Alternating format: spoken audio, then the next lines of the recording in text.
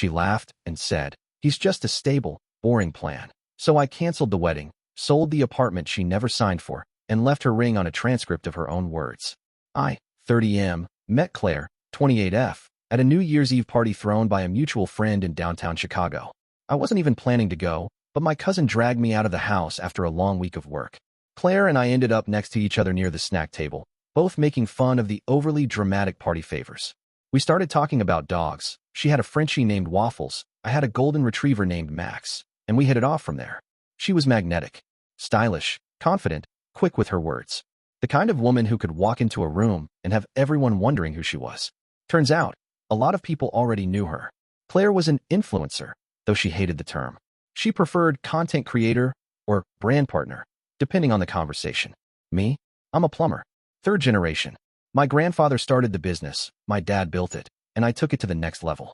I've got 6 solid guys working under me, contracts with some local builders, and we're busy enough that I'm usually booked a month out. It's not glamorous, but it's honest work. Pays well too. But it wasn't exactly the stuff of Instagram stories. At first, Claire told me she liked that I was grounded, that I wasn't caught up in the hype, and I helped her see things more clearly. I believed her. I'd never dated someone like her before, but I figured opposites attract, right? It was maybe 6 months into our relationship that I noticed small things. At dinners with her circle, designers, models, startup people, she'd talk about my work vaguely. "He runs his own business," she'd say, and quickly change the subject. I didn't push it. I figured she just didn't know how to explain what I did in her world. One night, though, it hit different. We were out at a fancy dinner in the city. One of her friends, some tech guy from the West Coast, asked what kind of business I ran. Before I could answer, Claire jumped in. "Oh, he's self-employed. Fixes things. You know, handy stuff." There was this awkward pause, the kind where people smile and nod, then move on. I just sat there, pretending my food was more interesting. Later, when we were alone, I asked her why she didn't just say I was a plumber. Her answer? "Because it sounds. I don't know. It's not sexy. It's temporary anyway. You won't be doing that forever, right?" That one stuck with me. I tried to let it slide. Told myself maybe it came out wrong. But deep down, I knew exactly what she meant. That job, my job, the one that paid for our apartment, our nights out, her new camera lens last month, wasn't something she was proud of. Still, I loved her. Or thought I did. We were already engaged by then. I'd proposed after 10 months together. Everyone said we moved fast, but I didn't care. She made me feel like I was part of something bigger. At least, I thought she did. Looking back, I should have seen the signs earlier. Claire was always chasing the next version of her brand. Every room had to be aesthetic. Every moment needed to be content. And I was starting to feel more like a backdrop than a partner. But nothing could have prepared me for what I heard 2 weeks before the wedding. 2 weeks before our wedding, Claire had her bridal shower. It was this big, over-the-top event, custom decor, rented space, pastel everything. I wasn't there, obviously, but I'd helped cover a chunk of the costs. Flowers alone were over $2,000.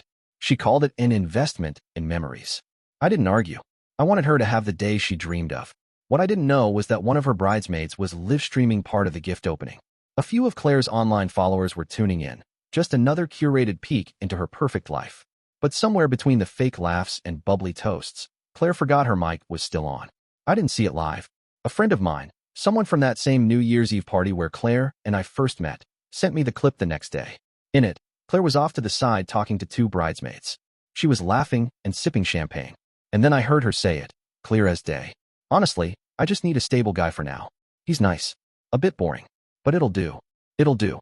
I paused the video. Played it again. And again. 5 times. I memorized the way she said it, like I was a safe little placeholder while she built the life she actually wanted. Like marrying me was some strategic decision, not an act of love. The worst part? Her friends just laughed. Not one of them said, "That's messed up," or even looked surprised. That was the moment something in me shifted. I didn't get angry, at least not right away. I just got quiet. I sat there in our shared apartment, looking around at all the pieces of the life I was building with someone who apparently didn't see me as anything more than a plan. So I started making one of my own. First thing I did, canceled the honeymoon.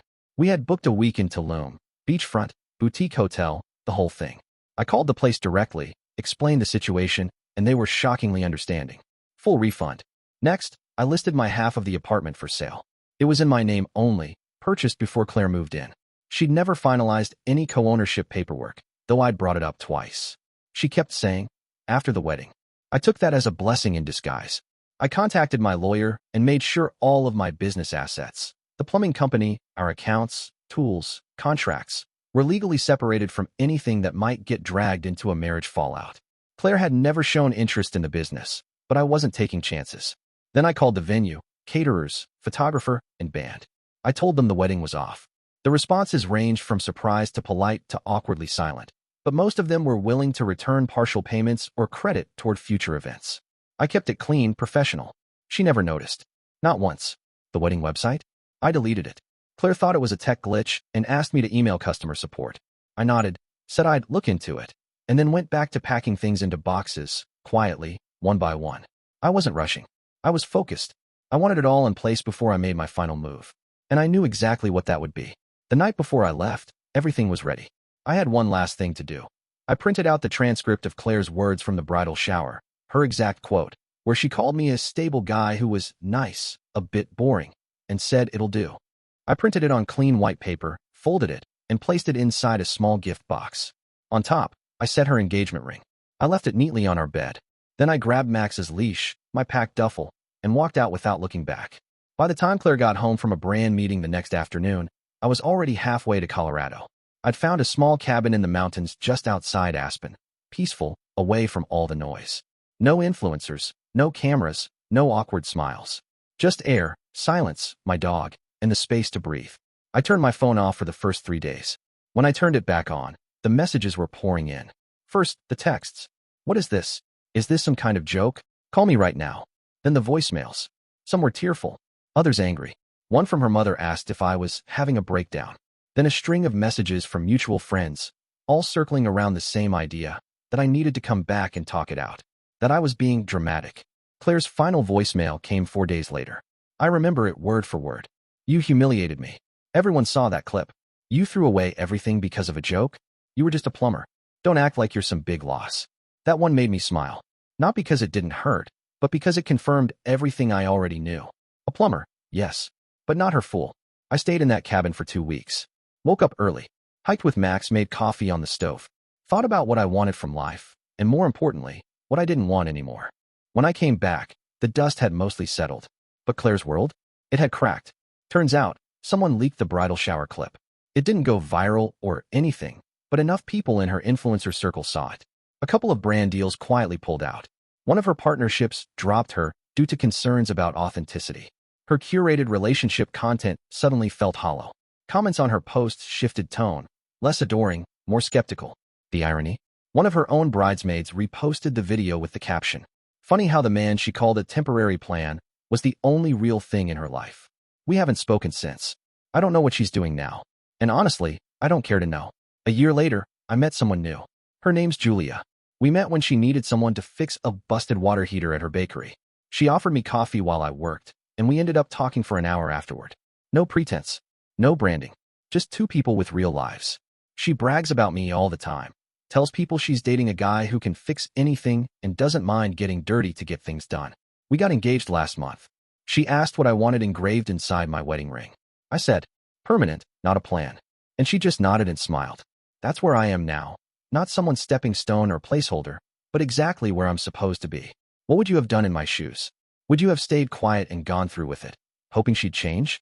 Or was walking away the only real option?